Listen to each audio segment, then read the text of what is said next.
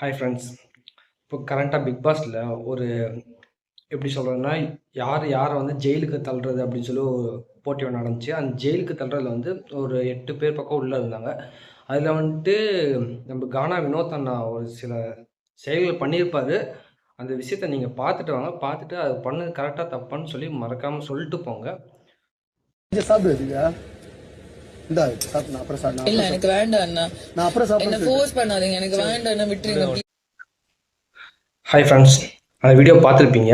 ஆனால் கானா வினோத் அண்ணா வந்து இந்த விஷயம் பண்ணதுக்கு நீங்கள் வியூவர்ஸ் சப்ஸ்கிரைபர்ஸ் வந்து பிக் பாஸ் வியூவர்ஸ் வந்து தொடர்ந்து பார்த்துக்கிட்டே இருக்கீங்க. நீங்கள் வந்து அவர் பண்ணது கரெக்டாக தப்பான்னு சொல்லி மறக்காமல் கமெண்ட்டில் சொல்லிட்டு போங்க. அன்பு தராங்களா, நம்ம டபுளா அன்பு திருப்பி தருவோம். நமக்கு வெறுப்பு தராங்களா, நம்ம அன்பையே திருப்பி தருவோம்.